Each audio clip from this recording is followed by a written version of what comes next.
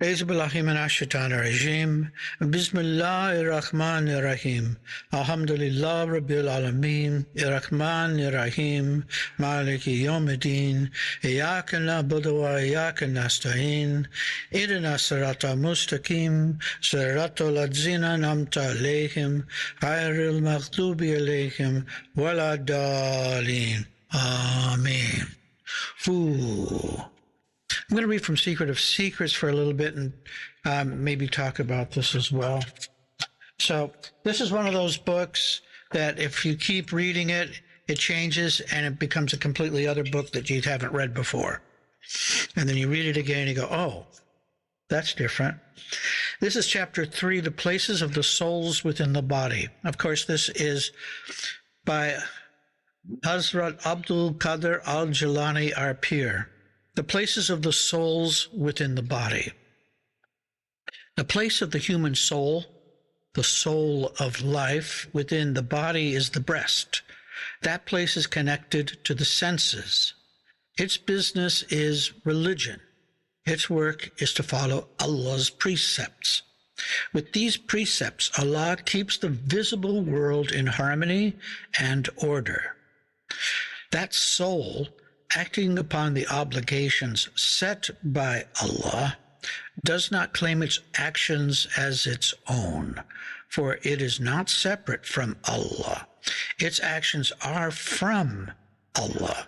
There is no separation between I and Allah in its actions and devotions. Quote, to meet his Lord, let him work righteousness, and in the worship of his Lord admit no one as partner. Allah is one, and he loves that which is united and one. He wants all worships and all righteous acts which he considers as devotion to belong to himself alone. Therefore, a person should not take other people's approval or rejection into consideration in their actions. Neither should their actions be for worldly benefit. They should be solely for Allah's sake. Inspired states such as seeing in this visible world the proof of Allah's existence, manifestations of his attributes, the unity within the multiplicity, the truth behind appearances, and closeness to one's Creator are the rewards for these selfless righteous acts and devotions. Yet all these still belong to the world of matter. From the ground under one's feet up to the heavens, so also to this world belong the miracles that may appear through one, for example, walking on water, flying in the air, traveling great distances in a very short time, hearing sounds, seeing images from faraway places, and knowing hidden thoughts. The place of the moving soul is in the heart. Its business is with the knowledge of the spiritual path. Its work deals with the first 4 of the beautiful names of the essence of Allah. As in the rest of the 12 names of the essence, these 4 names have neither sound nor letters. Thus they cannot be pronounced. Allah Most High indicates this, quote, say, call on Allah, or call on the Beneficent by whatever name you call on him. He has the most beautiful names, and Allah's are the most beautiful names, so call on him thereby. Allah's very words point to what should be a human's principal occupation, to know the divine names. This is the knowledge of one's inner being. If one obtained that knowledge, one would reach the level of divine wisdom. This is where the knowledge of the name of unity is complete. Our Master, the Prophet, peace and blessings be upon him, says of the divine names, quote, Allah Most High has 99 names. Whoever learns them enters paradise. He also says, knowledge is one. Then people of knowledge made it 1,000. This means that the name which belongs to the essence is only one. It is reflected as 1,000 attributes to those who receive it. The 12 divine names are within the origin of the confession of unity, La ilaha illallah. There's no God but Allah. Each of them is one of the 12 letters in this phrase. I'm going to stop there and just say a little bit about that, and then we maybe talk about it as well. The idea of unity in all of the teachings that we have, no matter where we talk about it, it's about becoming a whole person, becoming unified and a unit, integrated as a whole. And the trick is that we got trillions of cells. They all have different jobs to do, and they keep us alive. At the same time, though, it's very easy to get broken up into all these different pieces that we have to then energize by following that little section of ourself to complete something, whatever we're deciding to do. How do we make ourselves whole is by realizing that there is a unit, that this is a whole one thing. And that when they're talking about Allah's name is one, they're saying this is a way of understanding and being close to Allah by bringing all the different bits and pieces together and realizing that it's one unit, that we're here to help us and Allah see the world as it is. That the truth is in that unity. And at the same time, for each person, it's a different version of the big oneness. So there's the micro unit, and then there's the meta unit, which is all of the universes in all of their unified aspects, which, physics is still trying to puzzle that one out. It keeps boggling their mind, and that only 95, we know about 5% of what the universe is. The rest of it is kind of like, we don't know. Dark energy, dark matter. We don't know why the galaxies stay together. Well, the answer is love, but that's something else. That's another way to look at it. So, where do you find unity in your life that helps you bring these disparate bits into one whole being? Where does it make sense for you to see that this is a unified vehicle you're riding around in? Sheikh, are you referring to a particular moment or more of an activity? It can be any of these things. Basically, it's looking at what helps you bring all of this together into a unified whole. What helps you? For me, it seems that it's all the different activities, like you're mentioning, that you get kind of caught up in, are like shaking the bottle, and then for me, stopping long enough for everything to settle brings it back to unity, because it's the consciousness regathers to a point instead of being split amongst many different thoughts and thought processes and desires. And so it seems to me like it's you stay still for too long and the water gets stagnant, but if you you're shaking it for too long, then it becomes too turbulent and incoherent. So you just need to, for me, that's what works, is just a little bit of stillness and a little bit of stoppage. And yeah. Okay. I second that. Actually, when you said that, I was thinking about in the moments when, let's say I'm doing a meditation, and I actually can focus on my breath long enough to, tune out all the other distractions and everything that are on the top of my mind, and maybe going further, sometimes there's a sense of everything's going to be okay. And, those are times that I would say I would feel closest to unity. Everything is okay.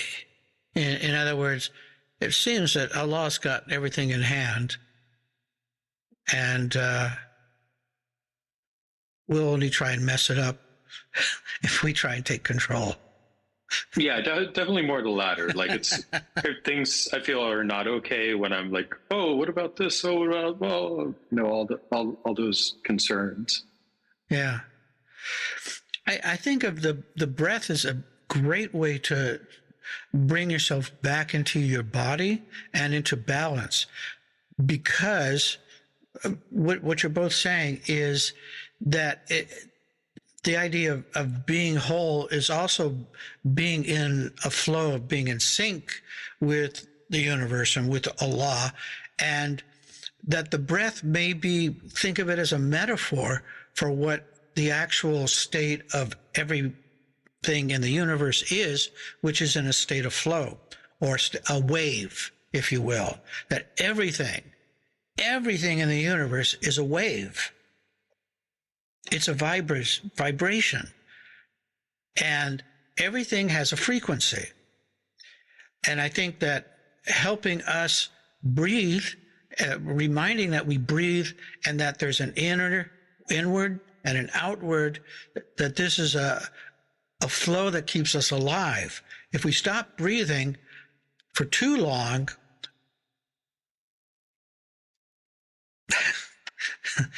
there ain't no more. So in Matterland, so how do we keep remembering to come back to our breath, if you will? For you, for your suluk, what keeps you joined with Allah and working towards this unity? Was that a question to me? That was to everybody. And I want to just keep exploring this a little bit and to open it up so that you can see that everybody has their own way of approaching this. There's no right way except the one that works for you at this time. It may change later. I mean, for example, for you, Rosie, when you're working on the loom, that brings you... Yeah, because it's so many things. It's color and shapes and movement, and because my teachers are indigenous, it's all about precision. There's a right way to do everything, and if you're not doing it the right way, you take it out and do it over. Yes, that's for just about any art. Yeah. But when you posed the first question, my first thought was nature, but then that quickly evolved into breathing and taking a breath. And what I experienced at that moment was, I'm taking in all these bits from all over the universe. And, so it was just suddenly everywhere was coming in to me. here in the physical. Ooh, no. It's kind of like, whose breath was this that I'm just taking in now? This has traveled around the world many times, this breath.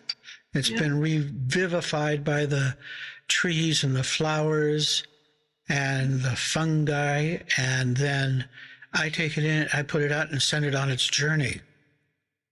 That's a meditation in itself. Yeah. Then I would like to continue in this kind of sense, as was mentioned in there. It talks about the inner understanding of Allah's names. So I'm going to read from the name and the named Al-Batin, the hidden one. His existence is both manifest and hidden. He is apparent because the signs of his existence are visible, even to the blind, but his essence remains hidden from us. If there is an artwork, there is certainly an artist who created it. If there is a creation, there certainly is a creator. If you exist, he exists. But to truly know the creator is not possible for the creature, because the knowledge, the mind, the understanding of the created one are limited. Therefore, their comprehension has only a limited range. Allah Most High is eternal, infinite, without a beginning or an end, inexhaustible in his knowledge and power. To expect a temporal, limited existence to understand and encompass an eternal and infinite concept is absurd. Is it possible to fit an ocean into a bucket? Yet, although a bucket full of water from the ocean is not the ocean, it is from the ocean. The manifestation of Allah's attributes in his creation is like that bucket of water. Not he, but from him. His hidden essence is like the ocean whose depth and breadth are infinite, unfathomable. To know the essence of anything, no matter how small, to know its totality outwardly and inwardly, to penetrate all its secrets, is practically impossible in every case. Science, in its advanced state today and in what we imagine it will become tomorrow, always ends and always will end in impotence and awe. Of everything in creation, we are closest to ourselves. Has humanity been able to know and understand itself? And that's why the Messenger of Allah, peace be upon him, ordered us to contemplate Allah in his attributes and forbade us to speculate further than that. Only Allah knows his own essence. We have no power to conceive of it. Those who have pushed their minds to go further have either lost their wits or fallen into the chasm of disbelief, faithlessness, and attributing partners to Allah. To open one's heart to receive the manifestations of this divine name, a believer's inner state and outer appearance should be the same. One should avoid sinning, whether the sin is visible to others or not, and one should at the same time avoid trying to discover the sins of other people. I'm going to stop there because it does go on, but I'd like to think about this in regards to yourself and how much there's a strange question. How much do you know yourself? Because I think of it that we have, like, just as there's an outer world, we have an inner world. And that if we are outwardly looking all the time, we're not familiar with this inner world. And yet I think it's this is as different and strange and exotic and explorative and mysterious as the outer one. So, how much do you know yourself? Okay, that's an open question. Kind of begin to think about this in a way that allows you to go exploring. So, what have you found in there? Some of us have found oceans, great oceans that could drown in, skies and earth and caves, and your dreams are part of that discovery of finding just who you are. This is open-ended as a not linear, but lateral kind of approach it. What comes to mind when I say this? How much do you know yourself? What comes up when I say that? For me, Allah is definitely teaching me the more you know, the more you don't know. Oh, yeah. Getting a lot of huck lately, and it's like, oh, I didn't know that about myself. Oh, I didn't know that either. Oh, there's more. Yes. There's been a lot, and I know that there's a ton more. Isn't it interesting? Somebody described it to me as it's the expanding sphere of ignorance. That you start, it works like this. You start like this, and as you learn something, it grows a little bit bigger. But that hole is what you don't know. What you know is what's surrounding it. And then as you know more, the sphere that's inside the donut hole gets bigger as well. So, yeah, I've been discovering that more and more too. And for example, even books and movies I've read and watched, I watch them again and go, oh, I completely missed that. I didn't understand that at all. I wasn't even mature enough to grasp the metaphor. And then it's kind of like, oh, I think I'm becoming an adult. I get some of the ideas with this now. Okay. But now it's kind of like, I'd like to start over again. I'd like to, do I get a reboot? Because I reached a certain understanding that I know so much less than I thought I knew. But, yeah. I think you do get a reboot, because I wanted to echo what Rukhaya was saying. Because when you first asked the question, I thought, well, it's something new every day. You know, that might be just a little tidbit, but oh, I never looked at that way before. Oh, I never realized I felt this. Oh, so I think with every one of those moments, it is like a reboot. The perspective, whether you want to say shifts or broadens or expands, you know, it's another different angle, facet. Well, that makes me think about what it was talking about being limited, and that accepting that that's the state of things, and that if we, understand, well, there's only so much that you can pour into this, that you learn something new, makes it more room for the next thing to fill up. And with every new thing, it makes more new things possible. I'm thinking in terms of when I might encounter something new and think, wow, I've never thought about that before. I almost don't have any place to put it. It doesn't really relate to anything. But you take it in, and then something else comes along that does relate to that. And so it makes more understanding possible, more. Which would then mean that ignorance is logarithmic. Oh. Wow. Yeah, I just wrote that down too. Oh. Okay. See, I didn't know that. That's very cool. Thank you, Sheikh.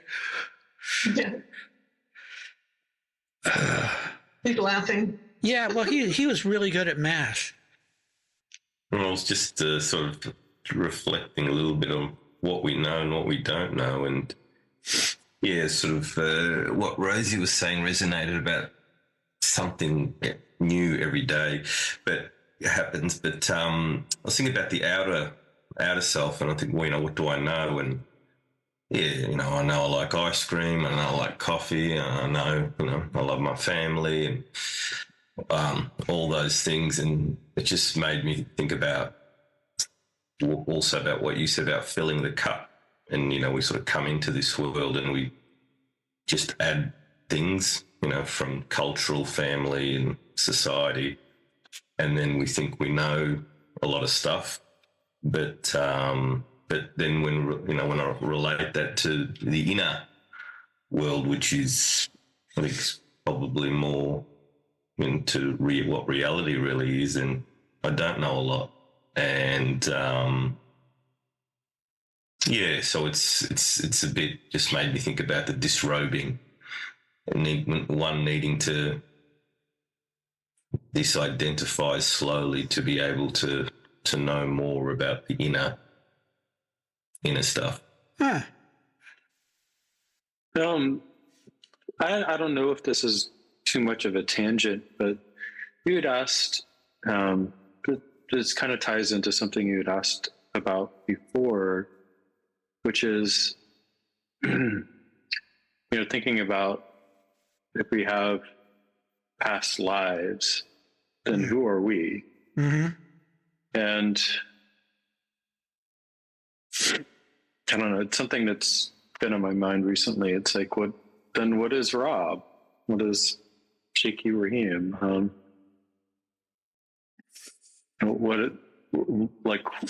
What's the boundary of all the things that I think are my identity, and what's not that identity, and what actually matters in terms of that identity? Okay, good. What I hear you asking is, what is the soul? If it can wear different bodies and lives, then what is that?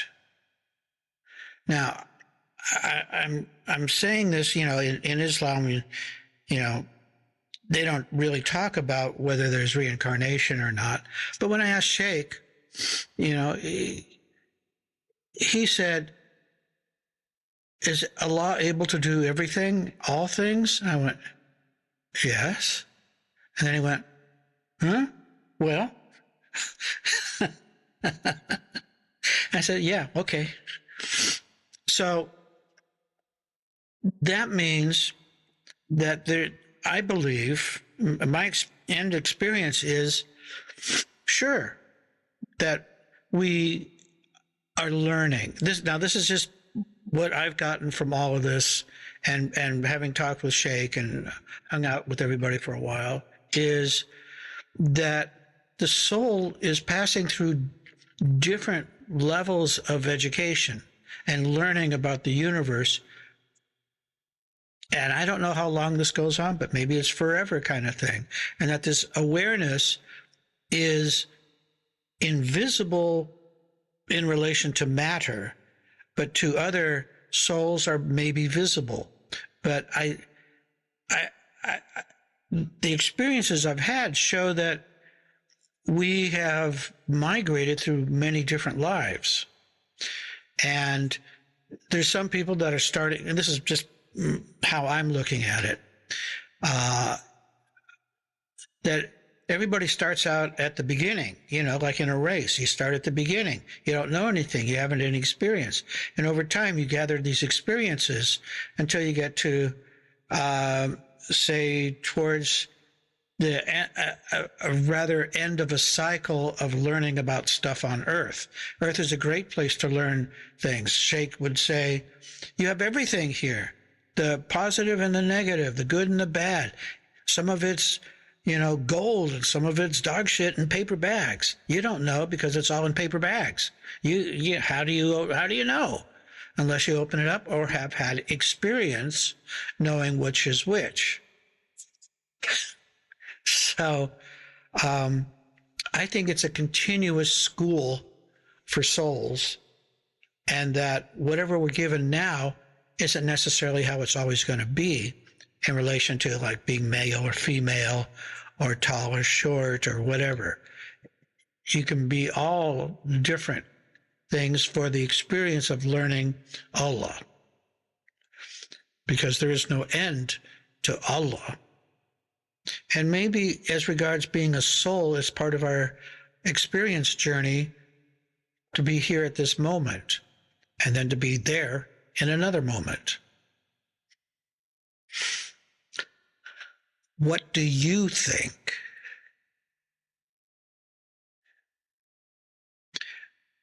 A postscript. This is why I think everybody's on their way to Allah. Everybody's just at a different starting point. And that we have no right to be condescending or denigrating to anybody because we were there too. And somebody must have shown us compassion and empathy because here we are here now. So pay it forward. So that doesn't answer your question, Robert, but it just, that's where I wonder, about what the soul is. Is it a continuous experiential awareness that's been around for a long time? I mean, it kind of did. At least it, maybe as well as could be, given that, the way I asked it. Rosie is thinking deeply. Well, yeah, I do. I can't really say I believe in reincarnation, but I know it's not an abstract concept to me. I know that is the way things work. And I've been thinking recently in my own personal work on me about the corporeal soul, the jismani rule. And something came to me recently, I don't know, in the last 6 or 8 weeks, that in this world at this time where most of us are, at least in our daily lives, pretty much disassociated from the natural world. We're in these buildings, we're in these cars, we're doing all these things that are manufactured and this and that.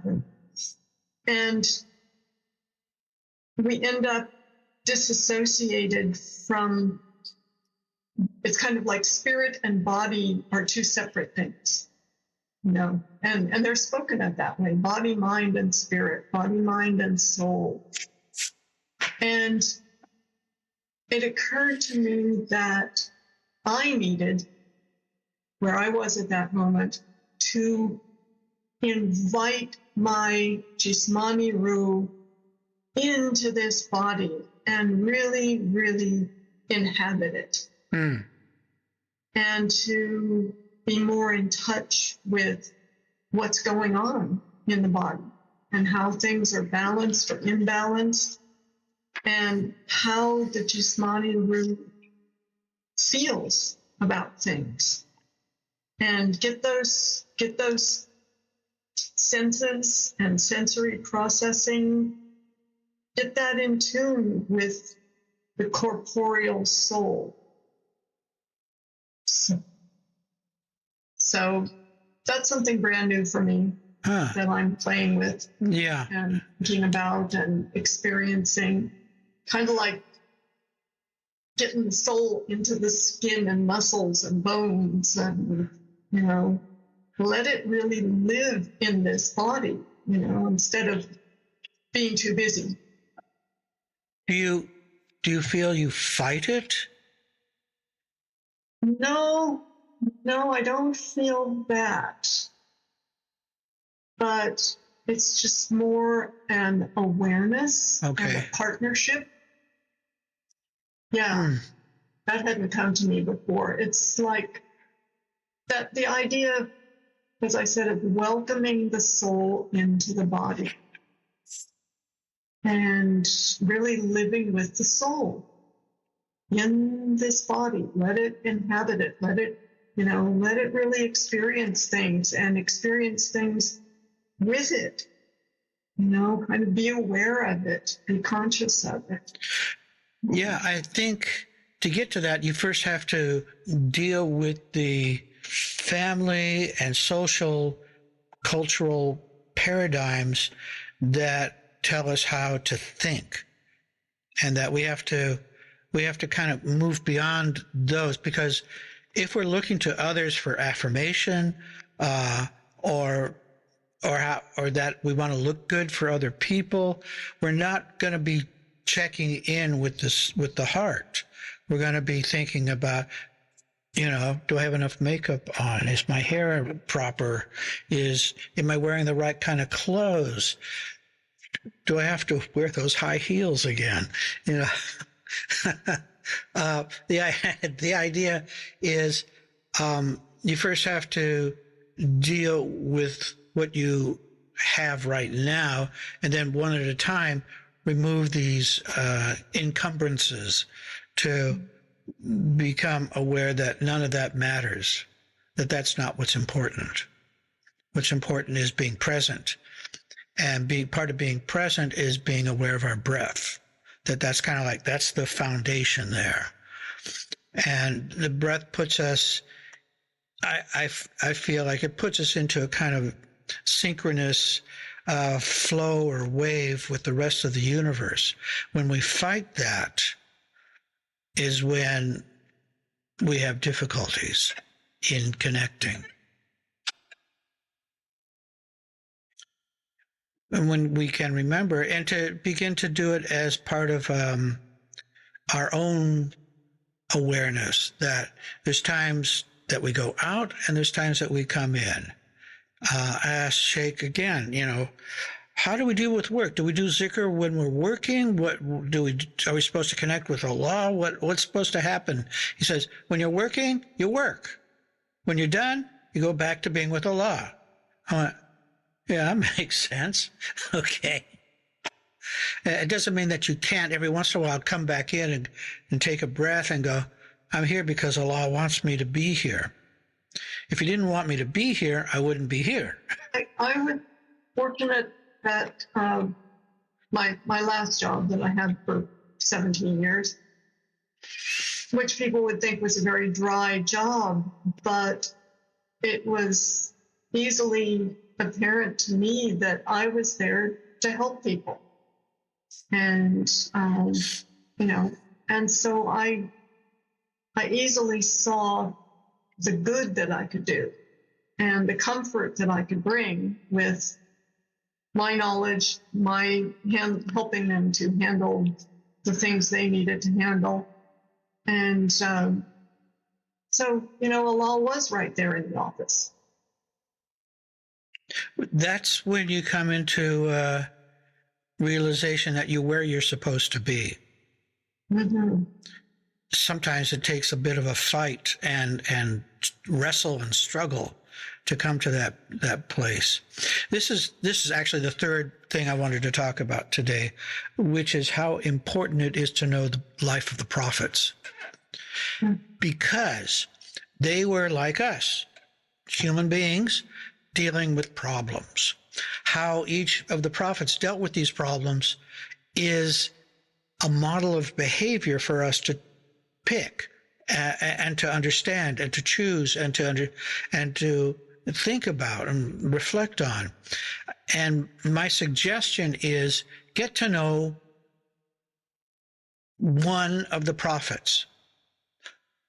It doesn't matter who it is, whether it's Job or Joseph or Jacob or Mariam or any, whoever you feel closest to, to get to know them really well. As a matter of fact, that is what the whole point of the maqams is that each maqam is, what would I say, regulated, controlled, overseen by one of the prophets. Your job is to get to know that prophet. How do you do that?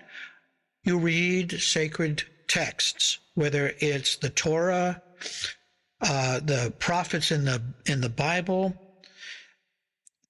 the Gospels, and even if you want to go into the Tibetan Book of the Dead or whatever the sacred texts are, there are prophets there that will show you a great deal. Now, what Rosie's talking about here is what I get from reading Joseph. And he was put in jail for doing what he does. And he was doing it because he is a prophet of Allah. How long was he in jail? He was in there for 12 years.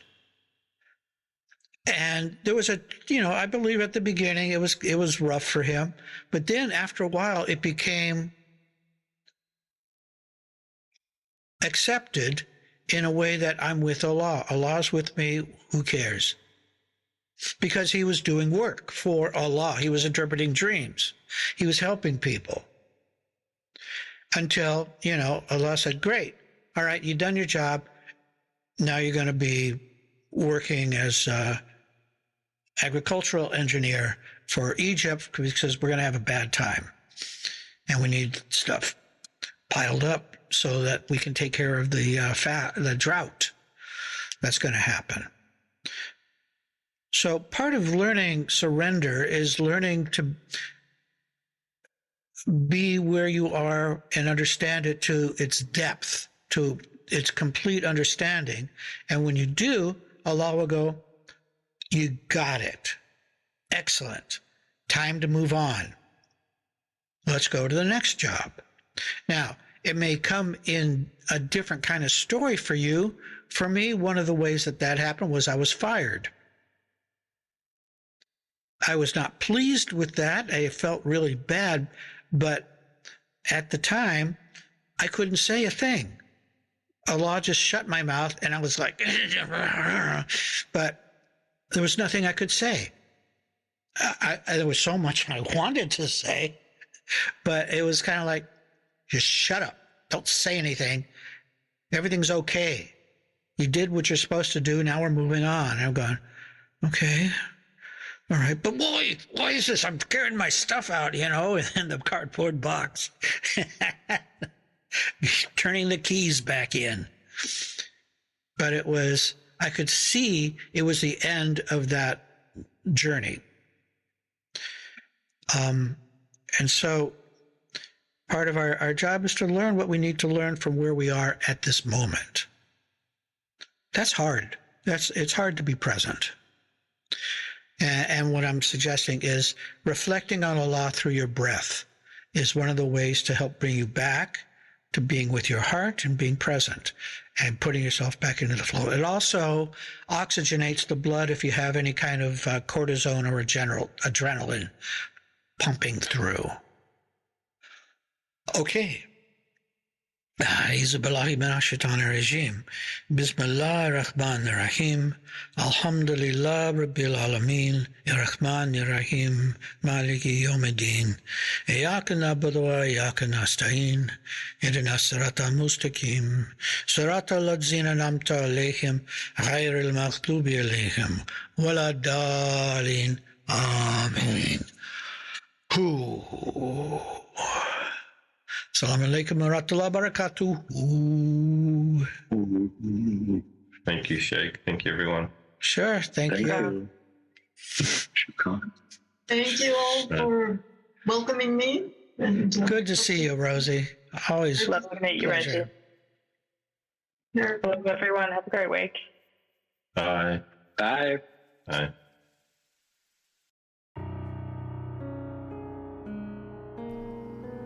Salaam Alaykum, murids, seekers, curious, and interested listeners. We appreciate you and are happy to share our Sufi message.